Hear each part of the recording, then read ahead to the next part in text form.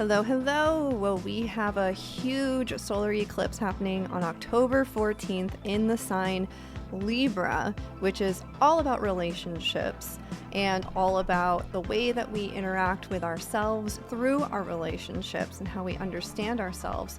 And in this video, I'm going to break down the solar eclipse energies so that we can get a sense of what to expect. My name is Evelyn Zuel, and this is the Mystic Parlor. So here is the chart for the solar eclipse, which is at 10:54 a.m. Pacific Standard Time. And in this solar eclipse, we have a Venus trining Jupiter along with Mercury opposing Chiron. So what that means is that there's going to be a fresh start and an opportunity to start fresh within a specific relationship. It can either be one particular person or a relationship with yourself, which then reflects out towards all of the relationships. It really depends. When we look at the breakdown of the eclipse through each of the houses, or AKA through each of the rising signs, then you will see how it differs depending on where it falls in your birth chart. More about this eclipse, though. The solar eclipse will be sure to change our relationships in an impactful way. And this is not a time to remain ignorant, for the repercussions of remaining ignorant to the facts and the truth are very strong because this is the solar eclipse, and eclipses open up portals or pathways to new ways of being. It offers us up the opportunity to shift our focus and our direction in our lives for the better. So this eclipse at 21 degrees 7 minutes Libra is going to change our relationships in a very, very impactful way. The new moon in Libra will help us to usher in new relationships as well. So as doors may close on some relationships, other doors will be opening up for new ones. And also creating more space for us to connect and communicate with the people we have chosen to be in our lives. The main theme around this eclipse is coming to a truce or coming to an agreement, an understanding, an agree to disagree. Becoming aware of the differences between ourselves and another without letting that persuade how we think and behave in our lives and in our personal relationships. So these relationships can be platonic, they can be romantic, they can be in a professional manner. It really is going to depend, like I mentioned, on your rising sign and where the eclipse falls in your chart. Libra represents how we relate to others, period. And that's what this is all about. So all of the manners of me and you are on the table. The value in self-awareness during the solar eclipse cannot be understated.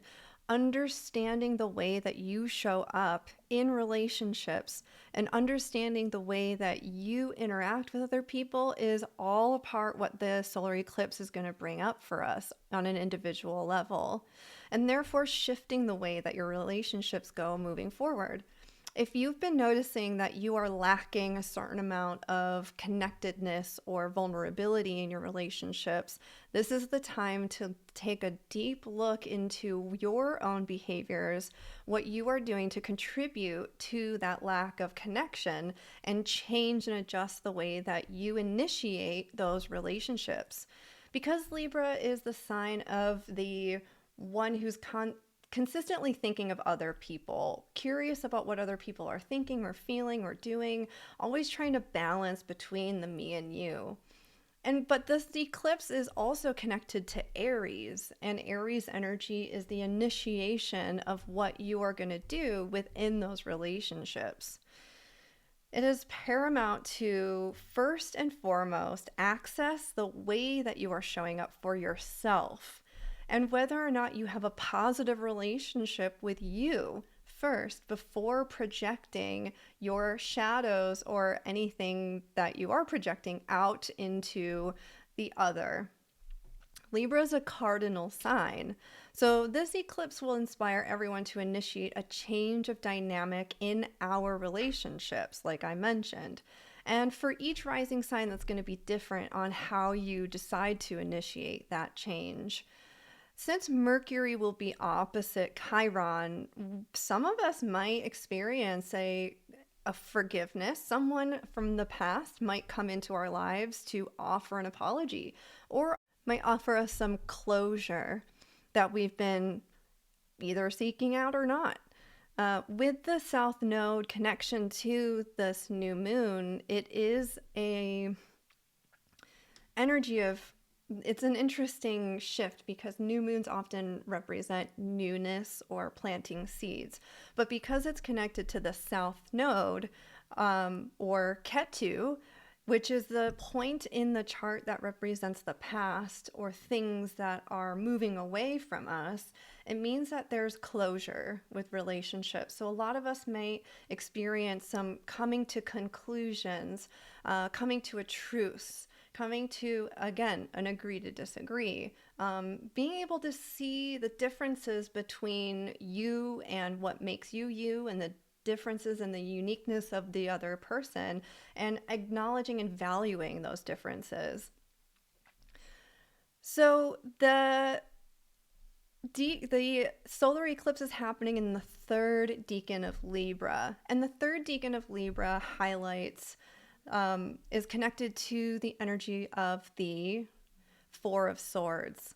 In the Rider-Smith-Waite edition of the tarot, we see a figure laying down flat with three swords pointing down onto them, with one sword laying below. And what this card represents is calmness, is finding peace within the physical body, the material plane, in order to think clearly and have clear insight.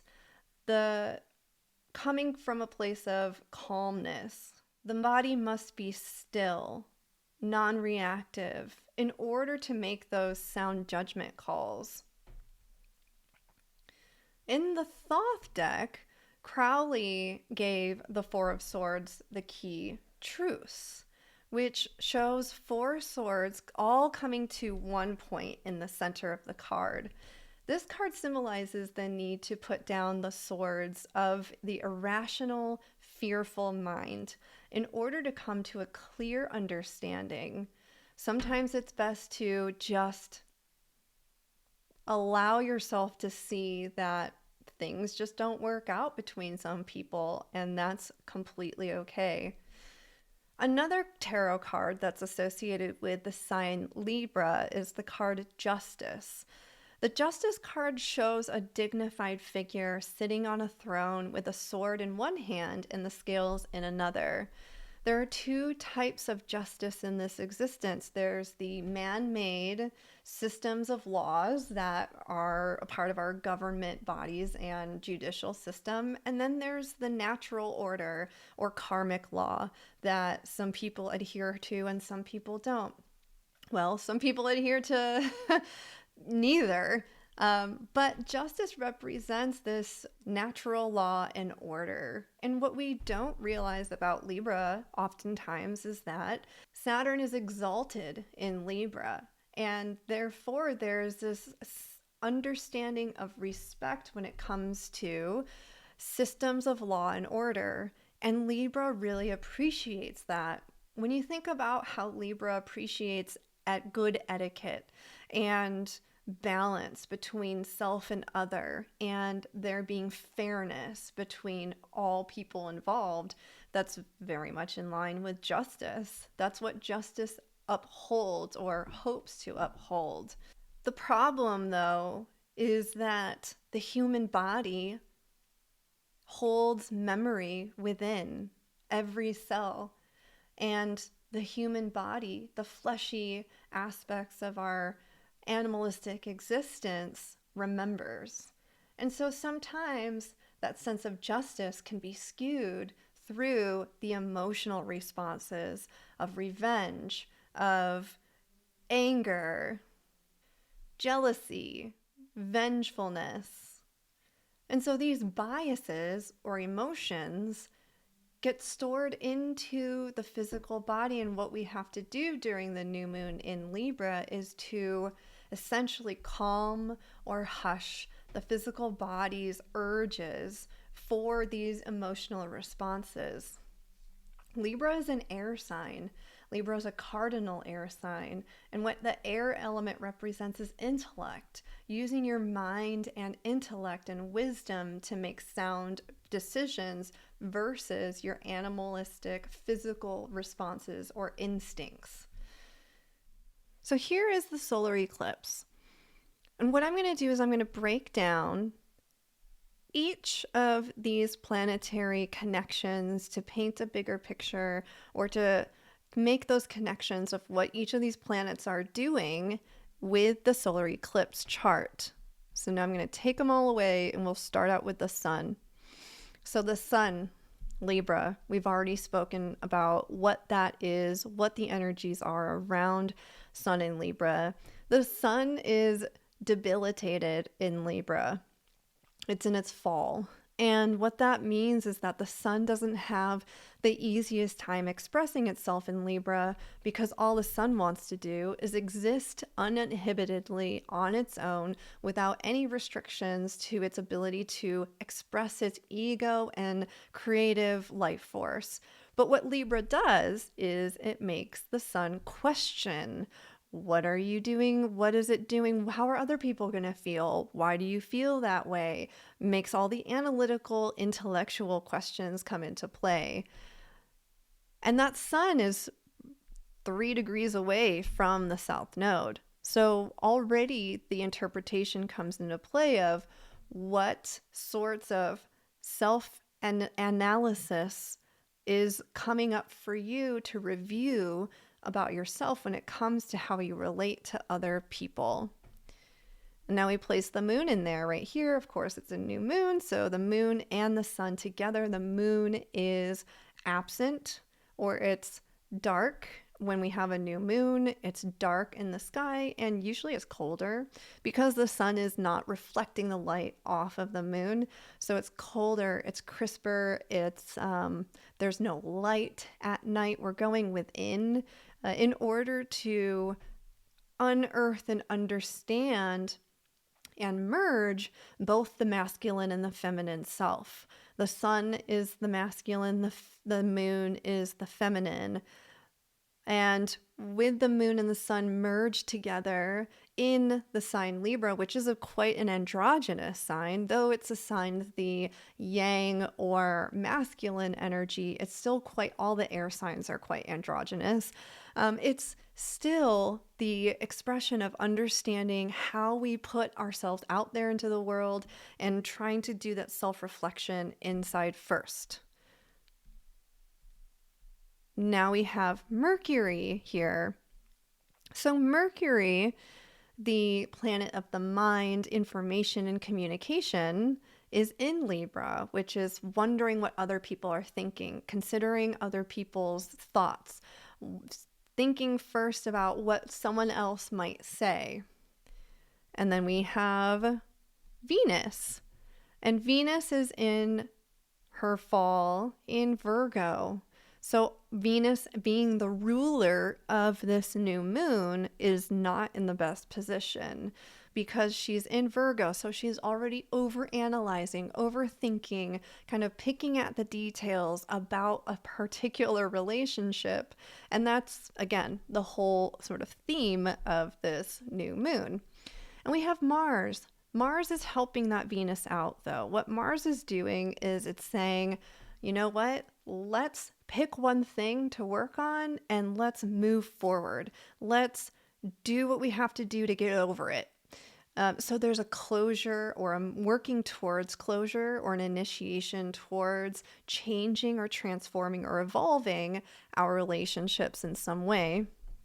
And then Jupiter comes along, making a trine to that Venus, which is giving an understanding or an awareness to the relationship in a way that maybe Venus was overthinking and overanalyzing. Jupiter helps to give a bigger picture of the purpose or the point, or even since it's in Taurus, the pragmatic approaches of how to navigate maybe these irritating and frustrating details when it comes to, again, this particular relationship.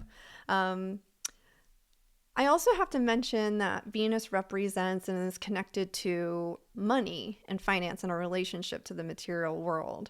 So you can also think of and consider too, not just the relationship, but your relationship to the material plane and money, and also your relationship to career. So Saturn is making an opposition to that Venus, which is harnessing the ability to create a system or a structure, but there's frustration around it because Venus doesn't know where to go. Venus is like, but there's all these details. It's overwhelmed with all of the words, all of the nuances. And then, but Saturn is saying, but it's okay. Let's just pick one thing to create a system around and work from there. Saturn is very step by step. Let's take one day at a time. And it's making a trine to that Mars. So there's a really beautiful symbiotic connection between Mars and this Pisces, Mars in Scorpio and Saturn in Pisces, also at the very first degrees of those water signs, which is the initiation energy of initiating a new way of relating, a new way of navigating a system or a process. So for instance, it could be a new form of communication. Maybe you hear about a good way to talk about your problems, or maybe you hear of some good advice. This is the initiation or the planting of the seed of putting forth that information that you've received. Remember, the sun is at the third decan of Libra, which is the Four of Swords, which is that person resting with the wisdom and information that they have been given. So we're not necessarily taking the actions yet during the solar eclipse, but we're waiting, we're resting, we're letting that information gestate and assimilate into us so that we know what to do moving forward. Uranus, we have, and actually one of the first aspects to the new moon itself, besides this semi-square from Pisces.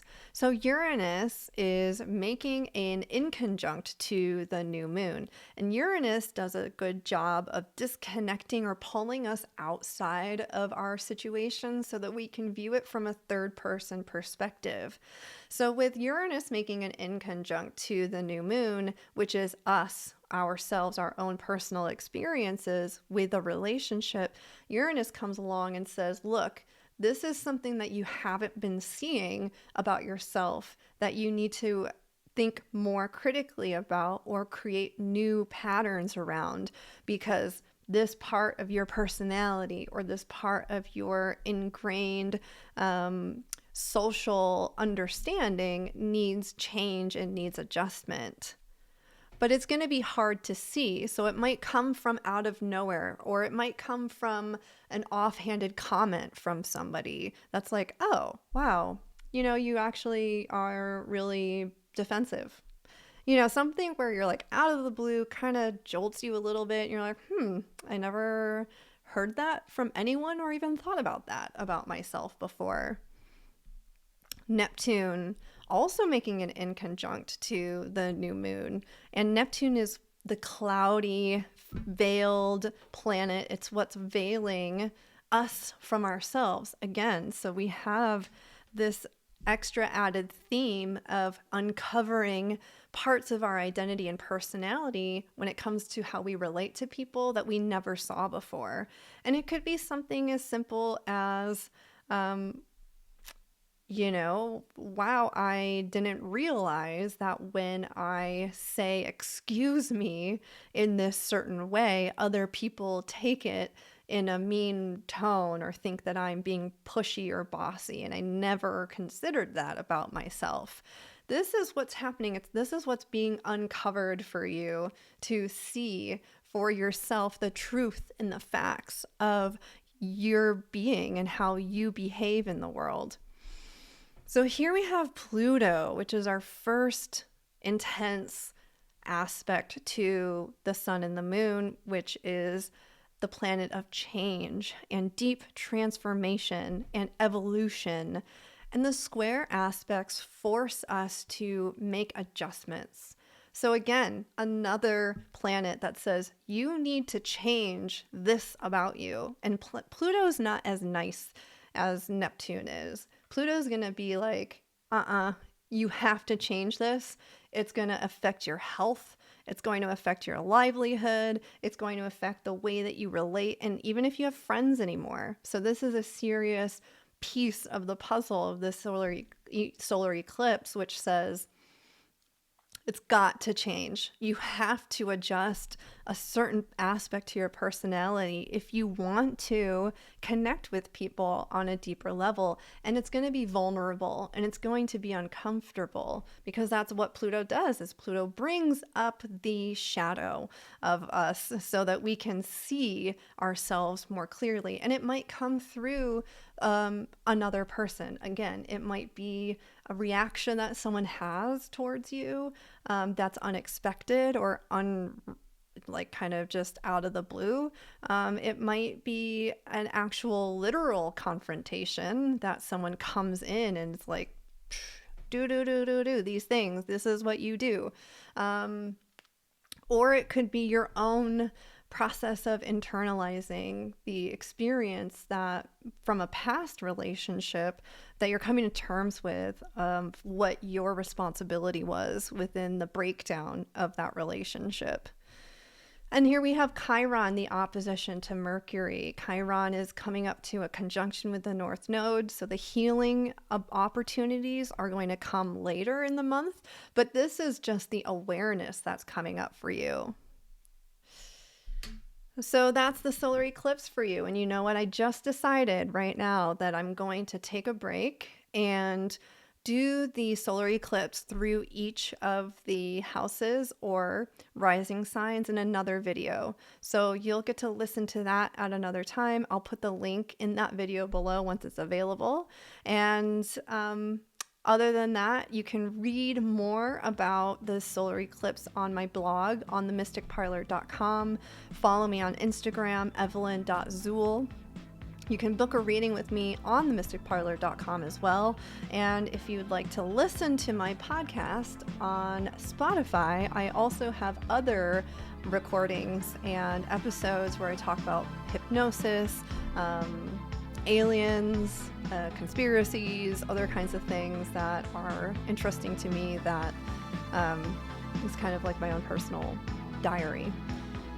Anyway, thanks for being here, and I hope you all have a really lovely solar eclipse this season, and we'll see you soon.